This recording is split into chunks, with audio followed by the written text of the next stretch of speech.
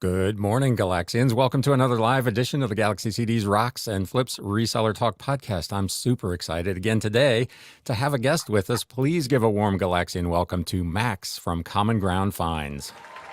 Thank you, Ryan. Thank you. I never had that before. We try to do things a little different here. So how are you? Phenomenal. Post hurricanes down here, but we're doing phenomenal. A lot of wind, a lot of rain, but How close were you? Yeah, about 400 miles south of where the real damage occurred. But we're okay. This is part of living in Florida. Right. I thought about moving down there a few years ago and then was like, I don't know. Well, I have a lot of friends who say that, how can you live down there? How can you live down there with hurricanes? And I think sometimes the news exploits and Sure. puts a fear factor in us. I mean, not to say that damage doesn't happen, damage doesn't occur, but I think whether you're in New England dealing with blizzards and 20 below, I mean, the Midwest and tornadoes, there's always going to be something. Always something. We're living on planet Earth. We're meant for tragedies. And there's probably a book about that. So, and that will be the topic of our conversation today. For those of you who don't know, Max is another big bookseller. We're going to talk about book selling and in particular on Whatnot today. I want to run through the chat real quick and just say some quick good mornings. KG's Unique Rare has a quick question. Max, do you think Whatnot auctions bring similar prices to eBay auctions? We can park that for just a second. Yeah. Mel flips it. Good morning. Thanks for coming out. Big Dre, thank you as always. Den Decor Depot, thanks for stopping by. Brandon, Media Picker is here. Hello. Good morning, Operani. Looking forward to today's episode. And Black Cat Flips is in the house. Good morning. So let's go ahead and tackle that first question. What's your take on auctions and Whatnot versus on eBay? Right. Well, I think that's Kent from Marshfield, Wisconsin, asking a very stimulating question about the book profits on eBay versus Whatnot. I think that's what summarized what he's asking. Yeah, I think that ultimately with Whatnot, you can sell quicker. You may not get the highest dollar that you would on eBay, but you're also not living in the death pile world. So, for someone like you and I, Ryan, who go to estate sales and we buy probably lots of books all the time, it's very difficult without employees to get everything listed on eBay. Yeah. And I think one of the beautiful things of many things that Whatnot does, it allows you to showcase these books that you get at estate sales or flea markets, or you buy someone's collection. And you're going, I have 100% sell-through rate on Whatnot. So whatever I list, I sell.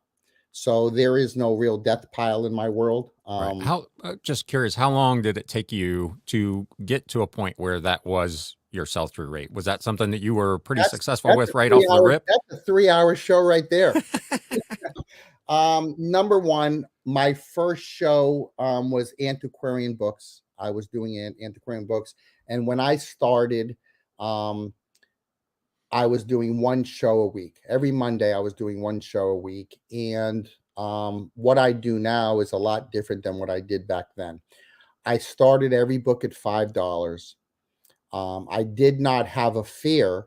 I did not have that fear of what if the book sells for $5. Right. Emotionally, because I was around in the 90s when eBay and Amazon were coming to fruition, and the language of the World Wide Web started to be in our ears. I see what is coming with Whatnot. I see that they're changing the landscape. They're changing the marketplace, not just selling books, but I mean, there's people in there selling candy from foreign lands and selling soda and Funko Pops and estate sales going live and people going live in garage sales. The landscape is changing. And that's the same thing that happened in the early 90s when I was in the book business then and hearing about this eBay and Amazon world. And I remember older booksellers then, I was in my 20s and 30s, but older booksellers then were like, who would ever buy a book on the World Wide Web? Right. This internet's a fad. It's never going to last. What's this? No, I mean, you have to look, you have to hold the book, you have to see the book. And sadly and tragically, they were all wrong. They didn't see what's coming. And what you and I are talking about today is because I see what's coming. The Right. whether it's Whatnot now or another platform 2 years from now, um, the tech you can't stop technology. Right. Well, and And that's why I was so surprised. I don't know if you caught my episode that I did a month or so ago with David Lee from Mercari, and I asked him about Mhm. live selling, and he didn't seem convinced that it was going to be a big deal here in the US. And I don't, when I saw the announcement a couple of weeks ago that Whatnot had already crossed $2 billion this year, I was like, there you go. Yeah, yeah. I mean, I did see some clips of that episode, but what I can tell you is if you go to the foreign marketplaces in Japan and in China and in some countries in Europe, live bidding is the way of life. Right. And so they're actually ahead of us. And what we're doing now is we're playing catch up to Yeah. them. And I'm doing 5, 6, 7 shows a week now on Whatnot. Right. I'm gonna get back to Kent's question, but I'm doing 5, 6, 7 shows a week. When I started, I was doing 1 show a week. I was selling everything then. I would do a show with 20, maybe 30 books on a Monday afternoon, and I would sell everything. I would make very good money right out of the gates. And then I got a little experimental early on. I said, can I sell posters? Can I sell vintage posters? Because I have a large collection of vintage posters. And that didn't do well. I did a couple of shows on vintage posters. It didn't do well. Although it may do good now because the market a year ago and Whatnot is a Sure. lot different than it is now. Right. I got back in the books. To fast forward, I dropped all of my prices of all books to $1. Um, Even if it's a $500 book, I started it out at $1. Right. Um, Too many people, I feel, have a fear of selling something for $1, and so they're not looking at what the community of Whatnot is doing. Um, so I have sold books for well over 500 on Whatnot. I've sold books for over $1,000 on Whatnot. Um, and I every time assume you have also sold a book that should have brought $400 or $500 for $10 also. not 10, but probably 50 to 100, Yeah. probably 50 to 100. But one of the things that I definitely want to get to people who are going to view this and are viewing this now is it's not about how much money you make per book. It's how well you do in the buy of getting that book or that Right. book collection and how many books you want to be able to move. So if you and I go to an estate sale together, and we buy a collection of books together, and we get the collection for $500, and let's just say there's 750 books in there. Sure. Not all 750 books are going to be eBay worthy at the highest price possible. Um, and so you need to be able to move those. And if you have 10 of those books for eBay that are going to get you $2,000 for your Sure. $500, now you can really make a lot of money utilizing Whatnot, even if you view the comps on eBay. But if there's 8 copies out there and not one copy has sold in a year, Right. let's move the book on another platform that Sure. will sell. And that's the magnificent beauty of Whatnot, is you're going to be able to sell books that are a little bit below what you may want to put on eBay. But I put best offer on eBay books all Sure. the time Yep. Yep. too, So do I. and I always sell probably under what the value is of the last comp or two. But my daily number, my monthly number has progressively gone higher and higher and higher because when you bring money into your business, that's how you make the money. If you have books sitting on the shelf and you're worried about getting 12 more dollars Right.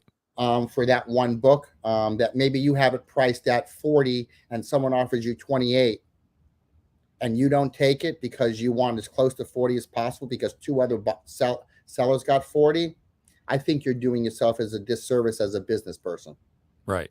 So the advantages for you would be the quick turn, the velocity that you can get on Whatnot versus what Mhm. you might have on eBay Yeah, for yeah. the same book, and looking at a buy kind of in totality rather than looking at any one individual book. I got, like you say, 750 books Right, for $500. So I right. don't need, I'm at whatever that works out to, 66 cents a book. If I sell a few of these for a couple of bucks, it's not that big a deal because I'm only into it for 60 odd cents. So what's the problem? Right. And too often, too many people are getting tied up with, and they're getting anchored down by their comp searching. They're searching for Right. comps, and their death pile is growing, and they're not selling books. Well, And everybody wants that home yeah, run. Yeah, we're all holding out. You know yeah, what I mean? yeah. That's a thing. But the home runs will be there. The home runs will always be there. I mean, I have 3 boxes of books going to Doyle's auction in New York right now. Um, that was a home run from a very large collection. But most of those books have also sold on eBay and whatnot from that collection.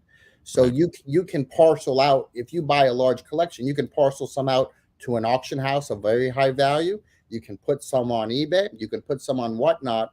And the beauty is you have three income streams from that. The money's coming in. This is Right. how you make your living as a bookseller. Right. And at the end of the day, it's all about cash flow. If I can make 100%. 50% versus 60%, why not take it and get on? And now you've got money to make another buy and the thing just recycles. So, Yeah. In my Patreon group, Paper Gold, we talk about this frequently, which is, what is your daily number? How much would you like to make per day? Whatever that number is, then accept offers that may be a little bit lower, but get you to that number. So if your daily number is just say 300 a day, let's get to $300 a day, 300 days out of the 365. right. And you will become progressively a full-time bookseller, but you have to start leaning more towards your daily number Right. than acquiring books and having them on shelves.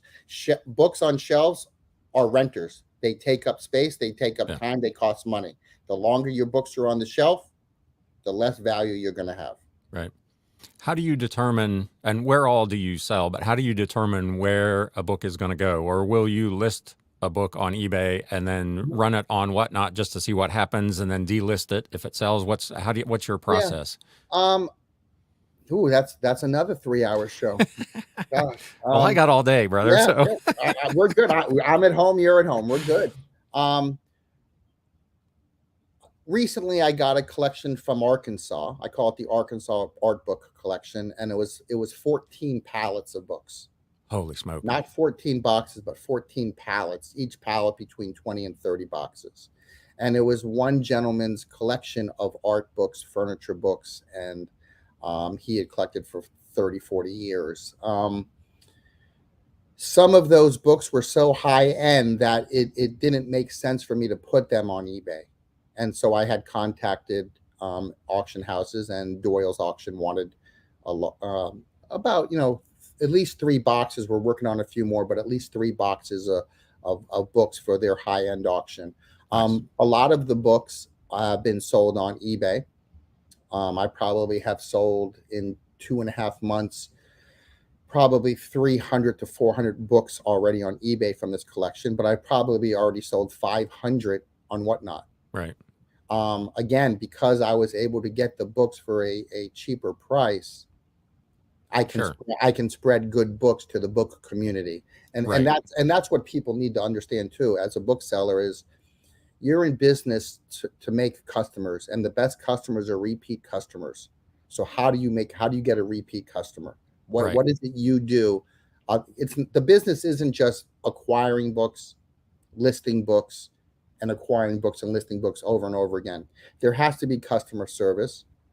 There has to be, I have a folder with 90% of my customers in there and the type of books they like. And so Right. when I go to an estate sale or I go to a flea market and I happen upon Chinese books on Chinese ceramics, I go to my folder. I look at my repeat customers who like books on Chinese ceramics, and I try to sell the books before I even list them. Sure. Yep. But the way I do that is when a customer like that has bought a book from me, I have a little questionnaire that I send them back saying, if you don't mind, answer a few questions for me. why did you buy this specific book? And then we get into a conversation. Once we get into a conversation, their name and their subject matter goes into my book. So I can sell 25% of the books I look for out in the world. I can sell them before they even get listed because Right. of because I know what my customers are looking for. And that's customer service. Yep, absolutely. Let's hit a couple of questions here in the chat. Black Cat Flips ask, is there a way to see Whatnot comps and sales? Whatnot comps and sales. You can go to other people's shows. You can go to my shows and you can you can see what I've sold things for. But it's not like eBay where you can Right. just see the 90-day list of a specific book and how many times it's sold or if it hasn't sold.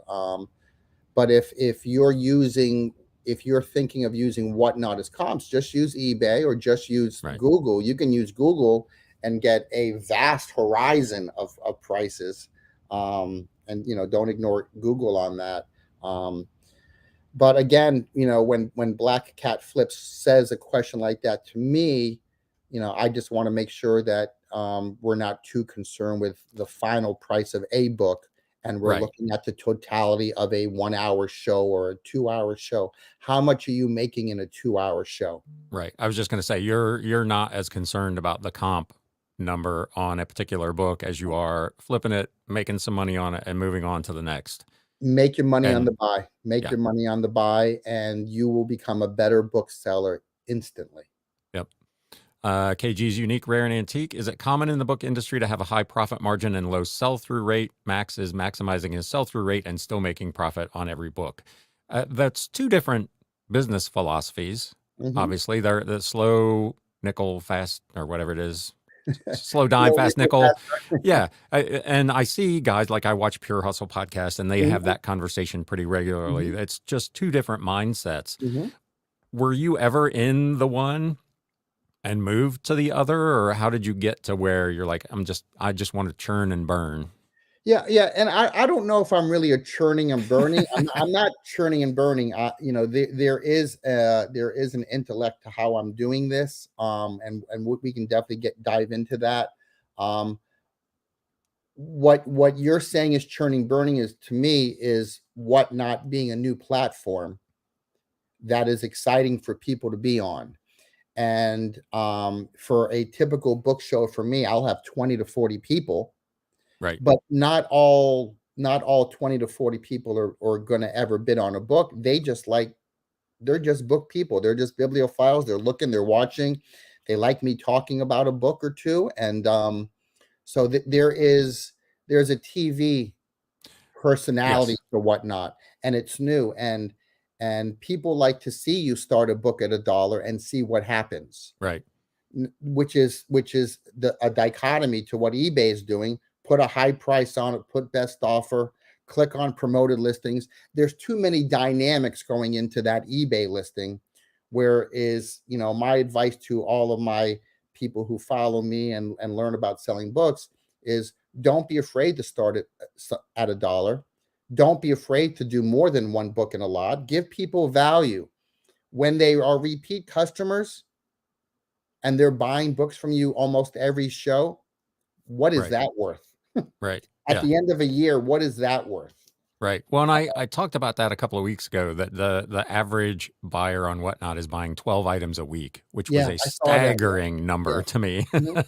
And is what encouraged me to get in because obviously you've got a very loyal, engaged buyer base Mhm. there that is very active and it is into the kind of the event piece of Yes. it. It is not just uh, boring old going to eBay and scrolling through a list of books to see if there's one that you fancy. It is there's an event. There is a Mhm. showmanship portion of that that's pretty important, I think.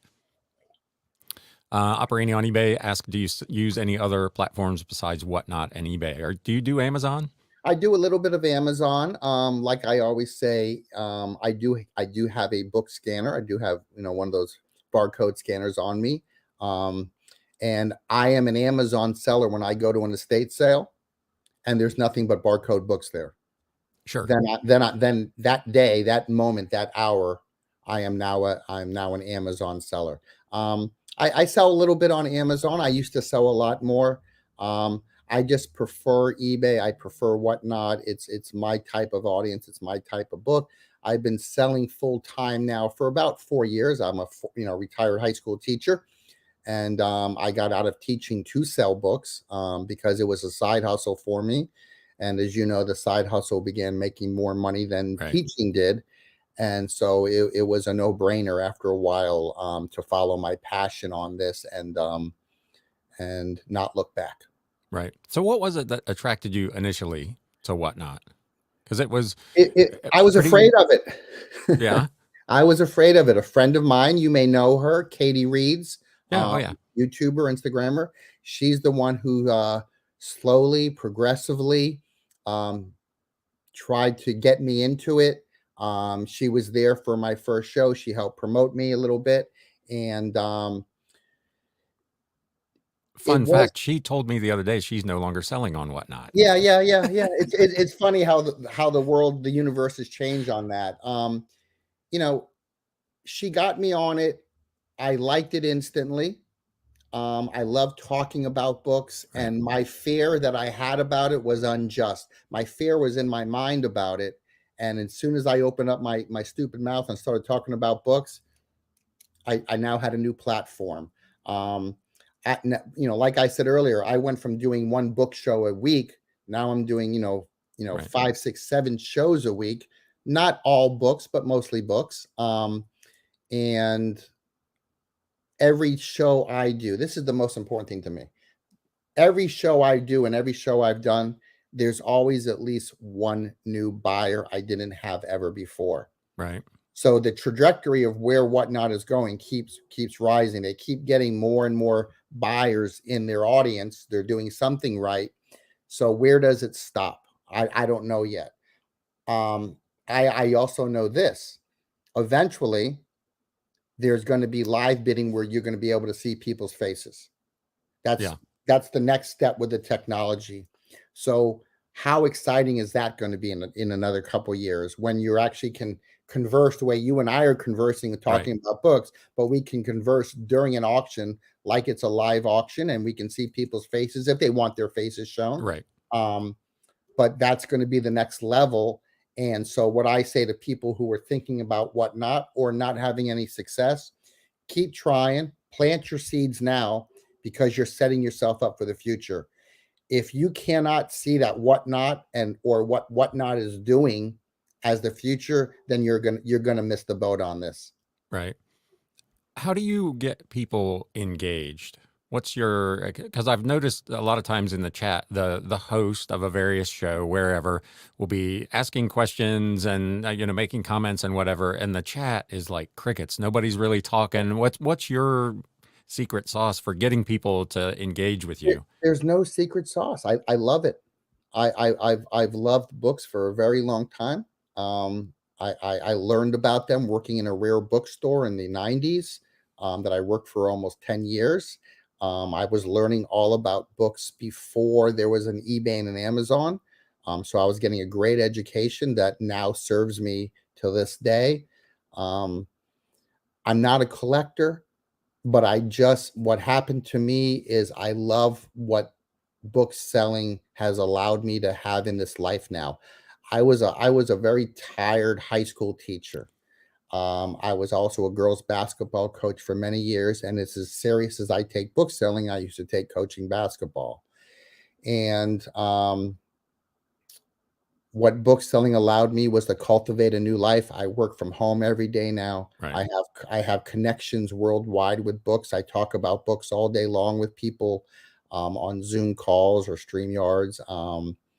And I also have a consignment business, so people are sending me pictures all day long of book collections that they have or they're trying to get rid of.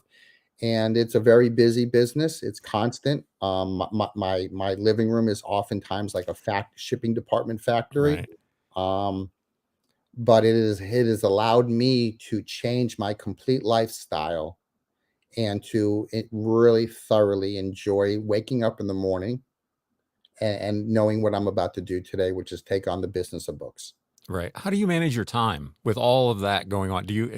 Are you a one man show or do you have some help, Oh family yeah, members I or? definitely I have some phenomenal employees who work with me. I have some some people who just focus on eBay for me. I have someone who just ships for me. All they Gotcha. do is their shipping.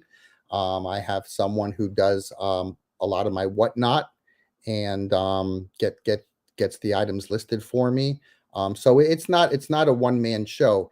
You can do a one man show, but if you're ever going to scale up and really make a full time living at this, there has to be at least one employee, Right. even part time for you. Because the way that I always explain it is, if you have one employee, just say 10 hours a week, and they can get up 80 books for you in 10 hours, and they're bringing those 80 books are going to be bringing you in, say, $1,200, and you've paid them $150 to list $1,200.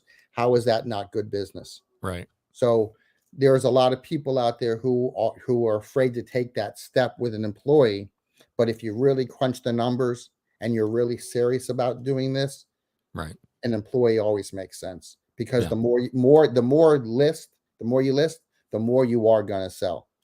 Oh, absolutely. Yeah, Yeah, I I talk started. about that all the time. Yeah, The listing and the cross posting and the getting, as many items as you can in front of as many eyeballs on different platforms as you can is yeah, obviously the way to go. So yeah. And not I started everybody. like everybody else. I started with one book. I started Right. with one book, and now across multiple platforms, I'm selling 30, 40, 50, 60 books a day on multiple platforms, and it literally doesn't stop. Right. But the book selling doesn't stop. Yeah. No, I was going to say my phone is constant. It's gone Yeah, off twice just in the right. time we've been here with, I'm sure questions or a sale or whatever. I mean, it's literally 24 hours a day. And you and I know this, and I don't know how to reach out to people and let them know there's too many YouTube shows about why eBay is low or eBay sales are down, and they're not selling books. They're selling saturated items in a saturated market. Right. And I one of the greatest things I want to voice out there to everybody is, learn the book market. There's no greater ROI than the used book market. You can literally go to an estate sale, a thrift store, a Goodwill bin. You can pull out a book for $1, and it's going to get you 20, 30, $200 if you learn what you're looking for. Right. There's no greater ROI than that. You can make a living doing this, whether you want a part-time living or a full-time living. Book selling can change your life. Yep. And that's one of the reasons I do like the What Sold recap at the end of my normal podcast and showcase these books that have sold for 20, 30, 50, $100 that I'm into for, in some cases, as little as 4 or 5 cents. Yeah, That there's nothing else I've found anyway that you see these, like you say, the YouTubers and they're showing the $80 blouse or whatever. And that's obviously a good business model. But the cost of those goods sometimes is also significantly higher. yeah. So the margins are not as great. So it's a kind of a trade off, labor versus money, and Mhm. what you're interested in and knowledgeable about. But the Right. notion that there's no money in books to me is crazy. Yeah, I also think people are afraid of books. Maybe they view themselves as they weren't readers, so they can't know books. But the same way that you and I comp a book is the same way they comp out a pair of Levi jeans. There's Absolutely. there's no difference on comping it out. Um, you just have to, go into the, don't when you go to the thrift store, don't ignore those books on the shelves Right. when you're looking for rock band concert shirts. Yep. Den Decor Depot asks, are your shows strictly on the product in your hand, or do you mix in knowledge history while you Ooh, sell? You kind everything. of already answered that, but Yeah, everything. I may put a book on live and not even be talking about that book. We'll be talking about something else. But no, I love the people that are my regulars on Whatnot. It's been amazing to interact with your buyers. And it just keeps going up. It just keeps going up. My past 6 months have been a sharp incline of sales, and I'm probably going to make very close to, on Whatnot sales this month. I'll probably do as close to $20,000 as I nice. can. And the last 2 months I was at 15, 16. So it's still climbing. So we talked offline before we jumped on here about I have been visiting a lot of shows over the last couple of weeks just to kind of get a feel for what's going on. And You're in there now. I know you're in there. what I see a lot of sellers that are on there and they've got just stacks of books and they're just showing one and the next one and the next one. How do you curate a show so that you've got that high sell through rate? How far do you niche down and how do you make a selection that these, whatever, 20, 30, 50 books are going to make a good show? Right. I feel like I have a good view of what a good book is and what the marketplace wants. My Sunday show is a all out assault on walking into a used bookstore, and here I am. I'm bringing the used bookstore to you.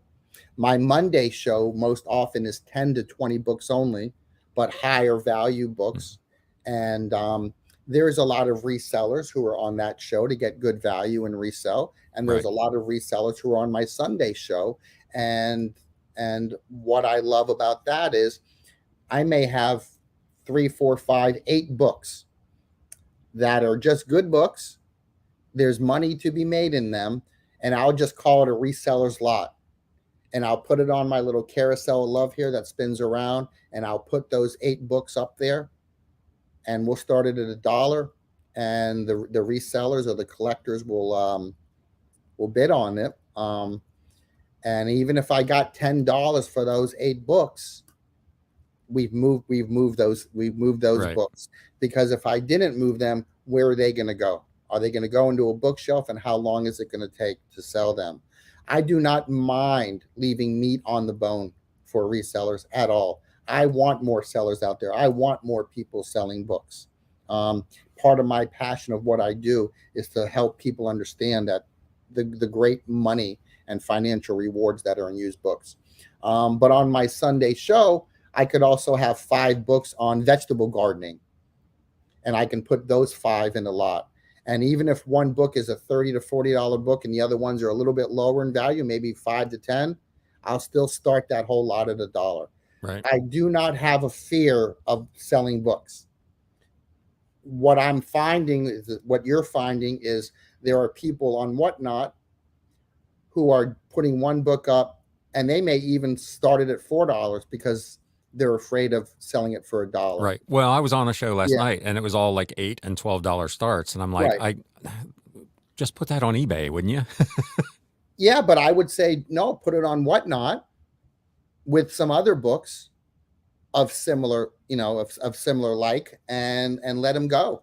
Well, but Because that's what I mean. If you can't get yourself out of that mindset of, I got to get $12 right, out of this book, I won't sell it for less than right, 12. right. I But don't, is Whatnot the place to be if you can't break through that hurdle?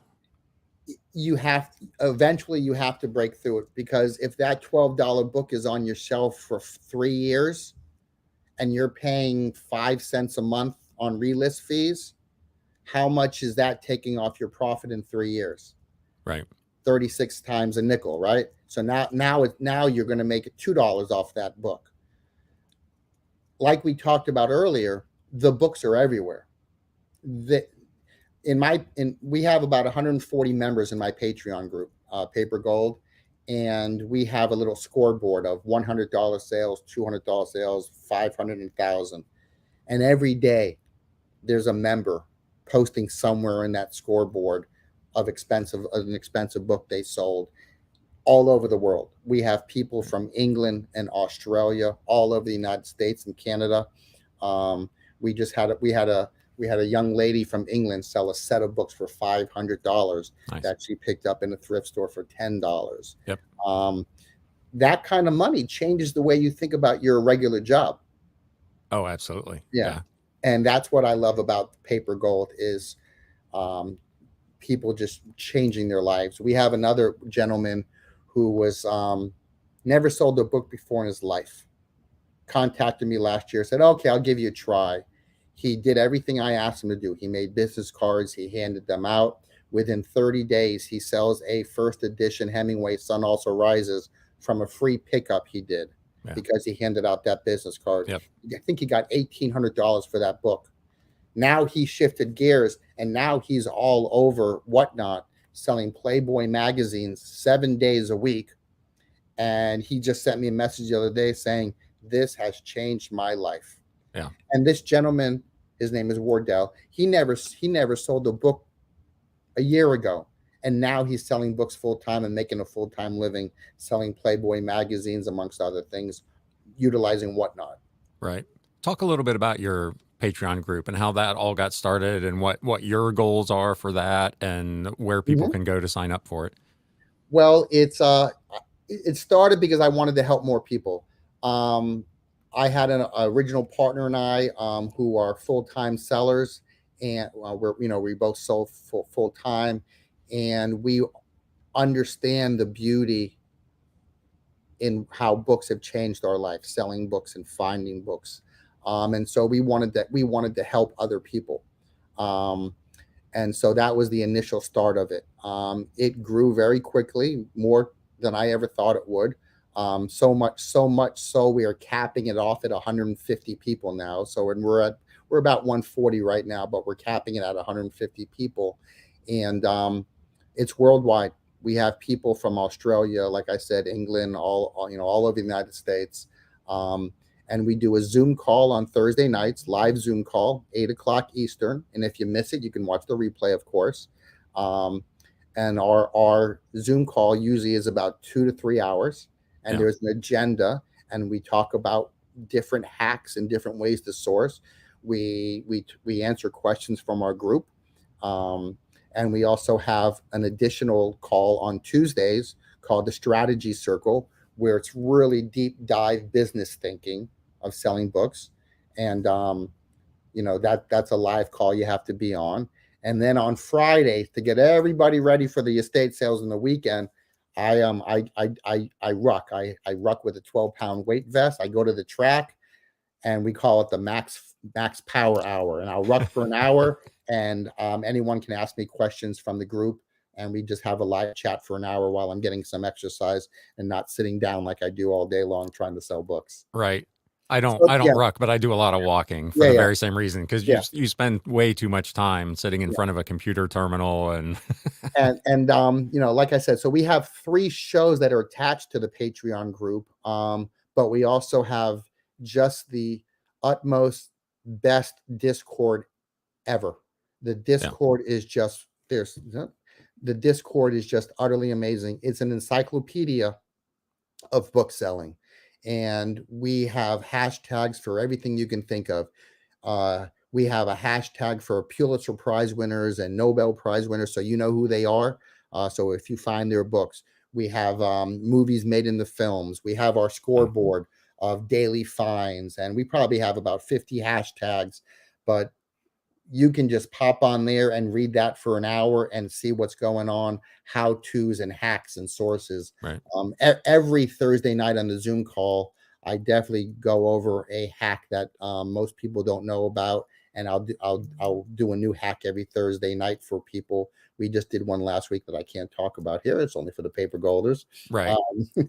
Um, but we always talk about hacks and little things that we do in the book business, and their input and their strategies are just as important than what I'm dictating to.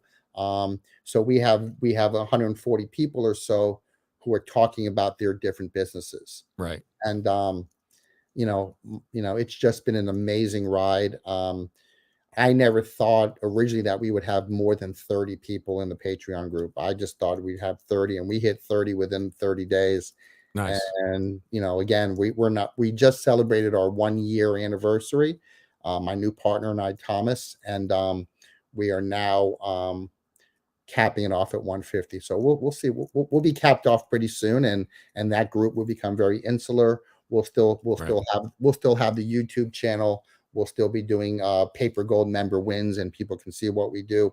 But we're definitely capping off at 150. We're not about bringing in the most money about it. We're more about helping everybody make the Right. most money they can do. Right. And there, it gets to be there it becomes a size where that becomes very difficult Yeah. to actually achieve.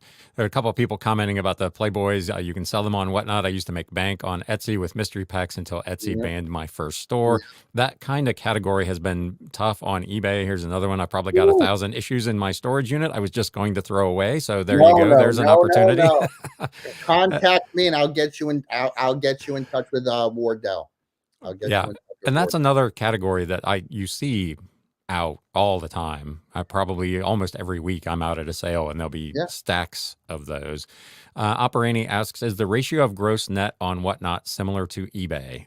Whatnot is only 10%, so you're saving a little bit more than 5% than what eBay fees are. And again, it's not just about one thing. What Whatnot is doing is the fees are less. The shipping, Whatnot has killed the shipping. They make it so easy, it's not even funny. At the end of the show, you click email, email labels, they all come up in your email, you print it off, and the call comes out very easily. It's not one at a time like we do with eBay. Whatnot has mastered a lot of great things. But like all other platforms, Whatnot does have some issues, as does eBay, as does Amazon. I don't want to make the mistake by saying one platform is better than another. Right. Every platform has its great positive ways of running business. Velocity of Amazon is just amazing. Okay. But high dollar on eBay is just as amazing. And the ability to have 100% sell through rate on Whatnot, as long as you give value and books don't go back on the shelf, saves you time and puts money in your bank.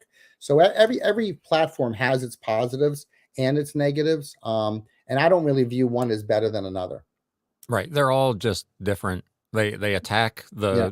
the selling of items in a different way, and there are buyers who would not want to sit through a Whatnot show to wait for a particular book. Right. They want to go to a site, find the book, and buy it and get on with life. So having those different options Hmm. makes sense for both buyers and sellers. What do you Right. think about eBay's venture into live selling, which has been kind of hit or miss, and it's still in beta? And do you think they will be able to successfully take some of Whatnot's lunch, or has that ship Yeah. sailed? I wonder what they're waiting for. I mean, it is in beta. I go on there once a week. If I Mostly was gonna yeah, if I was gonna mostly bet, I would say it's technical issues because they seem to have they tried to do a live event right. back in the summer with the Elton John charity that was Hmm. just a total meltdown. They Right. just don't seem to have figured out how to make it run Well, efficiently. I also think the one of the issues is eBay is global. So how do you get somebody from England to buy your book and have the shipping rates fixed on eBay? There are some international buyers on Whatnot, but I think I'm guessing eBay's biggest problem is their international shipping. If you go live, how do you do international shipping with your global community? Um, the last time I was on there, though, they were a lot of card breakers, a lot of Hmm. people selling cards and Funko Pops and Pokemon. Um, but the amount of people that were in the shows was jaw dropping. I saw one show that had 2,000 people in it. Wow.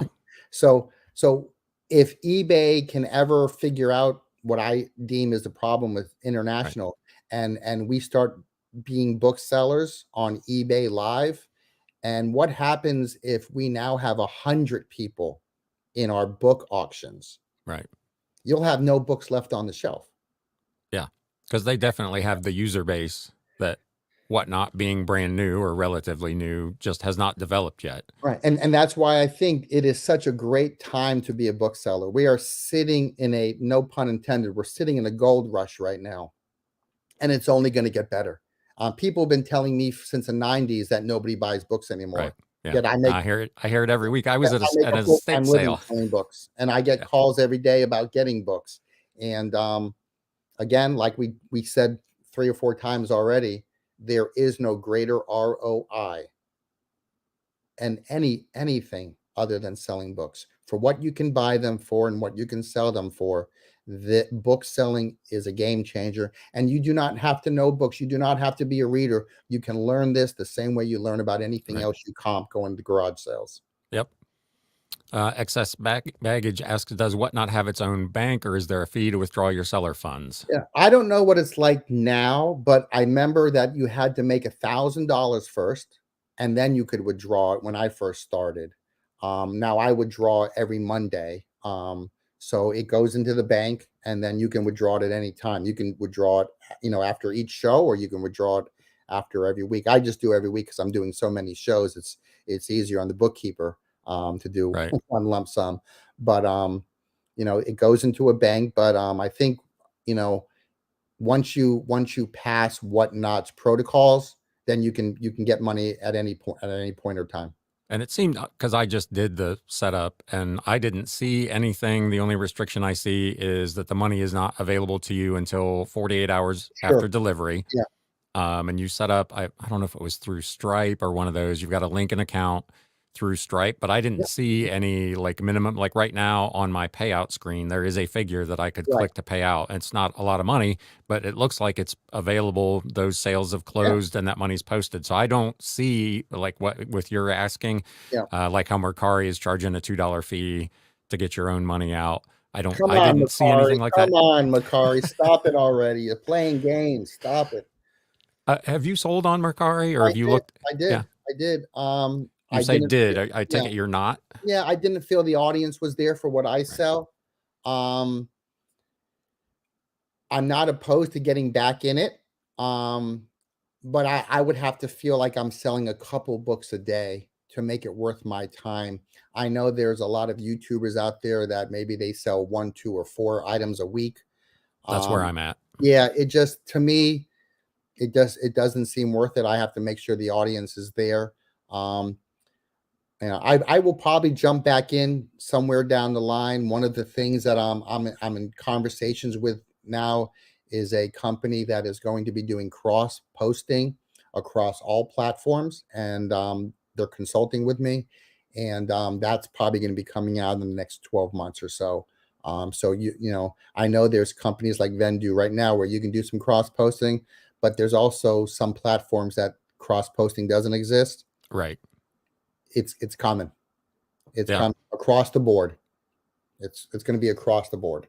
So That that's going to be very exciting for all sellers. right. Because that would be a game changer. Because there's a lot of those. I'm on list perfectly, and there Right, are platforms I would probably sell on that is are not part of their right, program. yeah, So and you're right. It would be a game changer. And we're talking a lot about Whatnot right now. I wasn't doing Whatnot a year ago, and that's been a game changer. So, how many more game changers do people need to understand what you and I are talking about right now? Every time you and I have spoken, we smiled and giggled about selling books. We know the beauty of this, right. and I want to spread that beauty to other people who are struggling with eBay or struggling with Amazon, and they want to try something new with a greater ROA. That's Right. really where my passion is right now. And it's been such an exciting journey to be a high school teacher and now to do this full time and work from home and talk to people about books all day long. Right. Right. So, have there been any downsides for you with any of the platforms? In particular, the focus of the show obviously has been Whatnot, but is there anything that you have not liked or that you felt didn't go quite the way you had hoped? I mean, like I said earlier, I tried selling some posters on Whatnot early. The market wasn't there yet. I may retry that. It may do it again. Not a lot of negatives from me, but a lot of negatives that I hear about. Um, there's a lot of people out there who have invested a lot of time and energy and money into being on Amazon. And then we get those stories every now and then. Amazon shut them down, Right. and to me, there seems to be a very unfair quality about that, where it's very hard to talk to customer service on eBay or Amazon for getting things shut down. Um, and so that hurts me a little bit for people who get slammed that way by that platform. There are people who have listed things on eBay and have been suspended for a couple of days. For an item that may be of erotic nature. Meanwhile, you can go to the health and beauty section of eBay, and those same items are being sold just under Right. a category.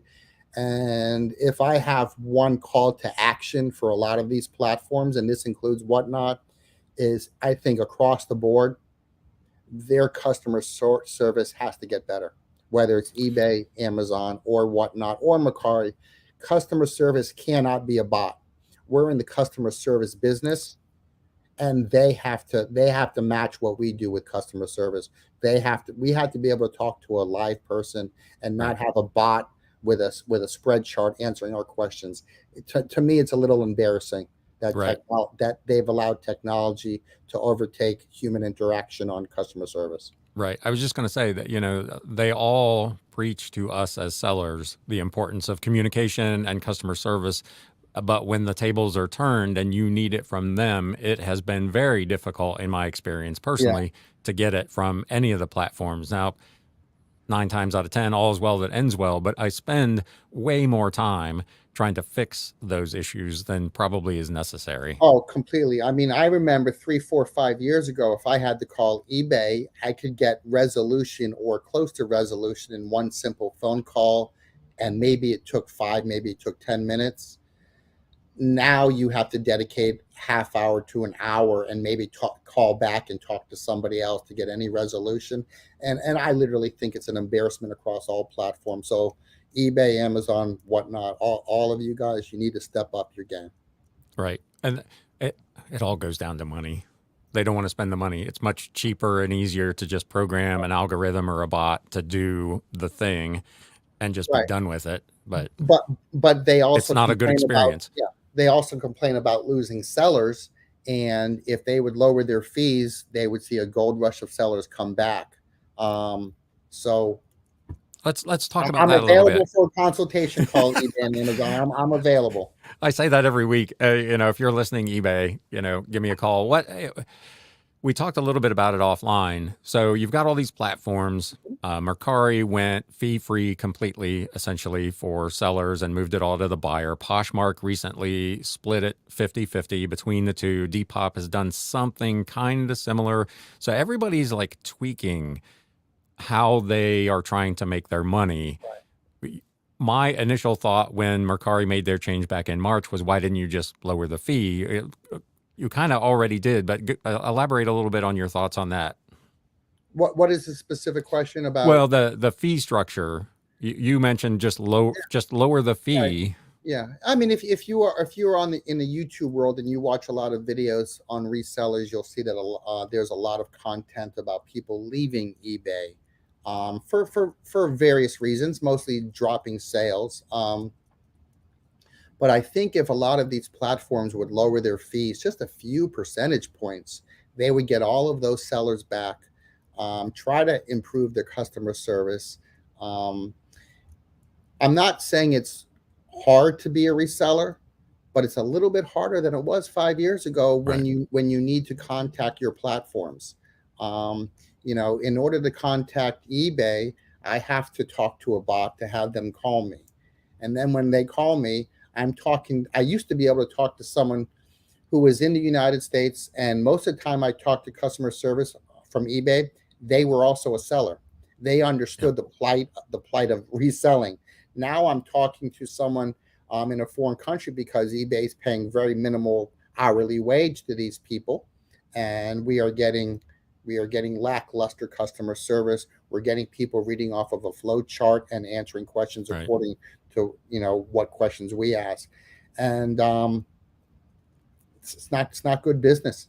If I did that, if somebody asked me a question about a book, if someone says, "Oh, I see you're selling a yearbook from 1962. I want to see if my father's in there." If I came back at them with, "Please send me the name," a bot message, and I went through a rigmarole of trying to get it, the easiest thing is just to go to the yearbook Right. and see if that person is in there. It's just getting more difficult to deal with customer service. So I would like to see, with all the great things happen across all the technologies, that customer service is also integrated to improving their technologies. And I don't think that there's any seller out there in the world that would say that the improvements are currently exist that they exist. I think everybody struggles with customer service to all the platforms. Right. And I don't know why the platforms don't see this. Right. Lord knows they hear about it often enough. If you go Yeah, into like the eBay Opens or any of their right. meetups, I mean, the chat is just full of stuff like that. And I feel like the platforms are a little bit in the same boat as you were talking about with sellers going to Whatnot. Yeah, They're afraid that making those cuts in the fees is going to cost them money. They're afraid to have a 10% fee instead of a 14% fee. When if they did that, in aggregate, they would sell more stuff and they would make more money. Just like you're talking about with us, yeah. don't be afraid to sell the book for $1 and get on to the Or next yeah, one. listed for at least listed for a Well, dollar. yeah, Yeah. At least listed for a dollar, and see how great the market is. Very rarely, very rarely do I list a book for a dollar that sells a dollar. Does it happen? Yeah, but it's also with Whatnot. It's about the whole show. It's about your week. It's about your month. How right. much are you making in those categories? Yep. Excess baggage says platforms should have rules in place to avoid common issues. This is what Poshmark does well and why they don't need live customer service. It costs money and will translate to higher fees for sellers. And to be fair, we just talked about Poshmark over the last couple of weeks and the Mhm. changes they made. That net up to $100 will make them more money in fees, even though for an individual seller, those fees Right. have technically dropped. So Mhm. that's going to be a real interesting experiment to Yeah. watch over there. Yeah, but I also think that in the next few years, we're going to have a lot more platforms trying to do different things. There may come a time when there's just an all book version of a platform where it's just nothing but booksellers live on auction, and so it's subcategorized. Right now, with something like eBay, you can sell Funko Pops, you can sell blue Right. jeans, you can sell Nike shoes, you can sell books, you can sell little glass figures of dinosaurs. I mean, whatever it is. There may come a time though where it gets subcategorized, and we have platforms that just specialize in those categories. Do you sell on Abe books? I did it one time. Was not impressed at all. I was talking about that this morning with someone as well. Very outdated website to me. Yes. Yeah. Very outdated. It looks the same as it did in 1997 as it does now. I can't say the name of the company that I'm consulting with, but it's similar to Abe. Um, and they're going through their updates right now and their facelift of their website. Um, it can be a good market. There are people who I know in the erotic book market who use Abe and are very good with Abe, because you used to be able to sell that stuff on eBay, Hmm. and eBay sort of chopped that off. And so they're selling on Abe and Biblio now. Um, but it's not impressive to me. It's like two color website, and Yeah. everything looks the same. And when you pop in the name, a search on a book, you're getting all of these print on demand copies. Yes.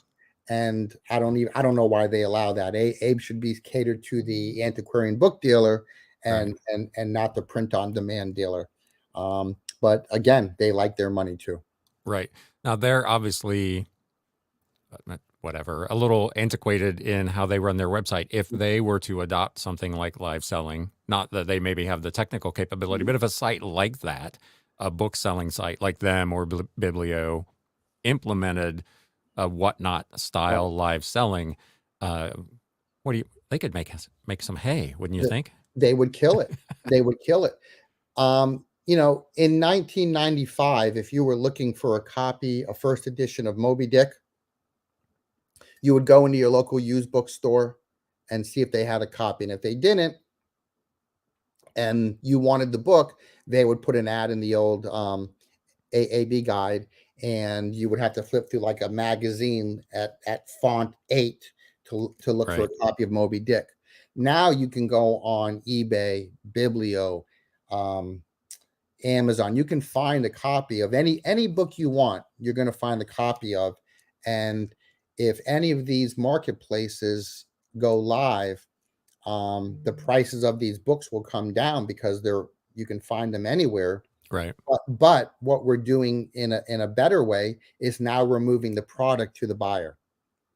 So Right. instead of selling Moby Dick at the highest price possible, you sell it less, but you sell more copies of more books at a lower value, but you're actually selling books now and not collecting books on your shelf. Right. And Yep. so, yes, a platform, we can't stop technology. It's going to be live. It's going to be live with faces down the line. And what's the game? What's the gameplay after that? Yeah. It's utterly amazing. Please, everybody, get into the book market. Get Right. into the book market. And I guess the other kind of key piece of advice would be not to get too hung up on what you view as the potential sell price or potential profit on Right. a book, but take Just because someone bought the same book you have and they bought it for $35 doesn't mean you have to get $35 right, for that book too. That person was okay spending $35 on that book you have, but maybe the next buyer is only happy at spending 25 on it. It prices of books are subjective, like looking at a Jackson Pollock painting. We all have our own opinion of it, and it's subjective. And if you sell more, you won't have to worry about getting the highest right, comp possible. Sell more books. That is the three greatest words I can give you. Just sell more books. right. Annette says, have you guys heard of the District platform? They're doing customized marketplaces and they also have live selling. Mhm. I've heard of it. I've been over there a couple times. I've not signed up for anything. Is that one you've looked into at all? Yeah, I mean, I think that's the Commonwealth Yeah. Picker. Yeah, I think that's that marketplace. I've looked at it again. It doesn't have the marketplace yet for what you and I do. But as it grows, hopefully it will be. I've had a few conversations with Kevin in the past. Brandon says volume makes up for a lot of selling shortfalls. Makes up Absolutely. for everything, not a lot. It makes up for everything. We're just a little over an hour. I usually try to keep these at an hour to respect everybody's time. So we'll go one last round. If you have any questions for Yeah. Max, please drop them in the chat here in the next few minutes. Then Decor Depot says, just so I'm straight, look at it as $1 per hour on Whatnot then. No, no. No, Dan. You're listing it at $1, but your hope is to get bidders in the show. I think he means to like evaluate your Oh, success oh, based I on see. like how much are you making per hour Yes, or yes, per that's yeah. show. Yes, I would definitely look at it that way. My Sunday show is usually about 2 hours. My Monday show is 1 hour. I'm doing a show this afternoon at 3 o'clock Eastern, where it's just Easton Press books, all leather-bound Right. Easton Press books. And we're starting everything at $1 there. But I think, yes, Den is saying the right thing. Look at how much you're making in that show and how many times can you do a book show a week. And Right. if you can do, let's say you do $300 a show, and each show is an hour, and you do it 3 days a week. That's $900 a week for 3 hours worth of work. Let's add in 2 hours of listing, blah blah blah. I was just going to ask, Yeah, what's your prep yeah, time? and shipping. So let's just say 5 hours for $900. Is that realistic? I think that's realistic for everybody selling books, everybody. But you can't sell books one at a time. You have to give your customers value. That's the beauty of Whatnot, moving as many books as you can to customers who want to buy them. Doing one book at a time, it's not that exciting unless they're high dollar books. Right. There was a couple months ago, I had a copy of Mein Kampf, Easton Press, the Hitler book. You can't sell it on eBay. You can't sell it. There's no other place to sell it but on Whatnot. And I listed that thing for $1, and it sold for $850 for one book, one lot in one 10-item auction. So to get $850 for that one book, Right. even if I had spent $100 on it, I mean, I used to make $1,400 every 2 weeks as a teacher. Sure. Yeah. So, yeah, think about how much you can make per show, and if you're not making that number you want, then change something. Right. Reach out to me. I'm here. I answer questions all day long. Reach out to me, but you have to change things until you start hitting the numbers you want. And one of the negatives I see on Whatnot is there's too many people selling their duds, their bad books, Yeah. thinking that's what Whatnot is. And that is so far from the truth. The great booksellers on Whatnot are not selling duds. They're selling good books to good buyers. Right. I think there is a large, and to go back to what we were talking about Yeah. earlier, the guy that's sitting there with the mountain of books and he's, Hmm. one at a time and he's there for 3 hours and he sells 5 books. Yeah. That's the guy who has the low value stuff. He's not trying to max out on eBay Right. and he's just trying to burn through some stuff. Yeah. And it doesn't look like, in my very narrow window of experience there, that that is probably the ticket to success over Right. there. But it's also that's the same problem that eBay has is anybody can list a book for whatever price they want. They don't have to know books. If someone finds a book, we'll just say Aesop's Fable from 1927. They find a 1927 copy and somebody has it listed at $3,000, even though that's Right. not nearly what the book sells for. That person who has the same book, they may list it at 2,500, thinking they're undercutting the $3,000 price. Right. But the person who listed it for 3,000 was so far in Yeah. dreamland that now we have two copies out there at 3,000, 2,500 now. So the same problem is on other platforms too. People who list on Amazon get overpriced errors all the time. People trying to get the most out of the dollar. And that's the wrong way to go to book selling. Yep. Sell more books. Again, that's all you have to do. The book buyers are out there. They're everywhere. The Right. booksellers are out there. Sell more books. Yep. There And was someone sent me an article recently about how great book selling is right now in the bookstores in England. It's business is up 150% in England. Well, you've seen the same thing in other forms of media. Vinyl records have Yeah, made a huge resurgence. Cassette tapes have made a comeback. Now you're even seeing it with CDs, which is and not that old of a technology, where there is a pent up nostalgia for a simpler era or whatever. And books is exactly the same thing, especially vintage and antiquarian books. Yeah, I had this book when I was a kid or in school or whatever, and that's a huge market. yeah, and some of my favorite shows on Whatnot are actually going to the old VHS shows. People selling the old Yeah, VHS. I mean, that's when I grew up in that time. But I love when they pull out an old horror film with a clamshell case, yeah, like like it's a book. But some of it's fun to be nostalgic. right.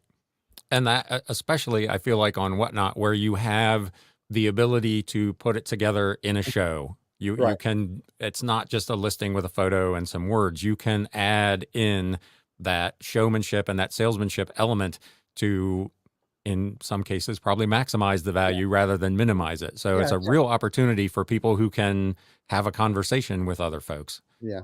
Yeah. I would love for your viewers to understand the beauty of what Whatnot is doing and to go ahead and ask me any questions they want, even after the show, to just ask me questions.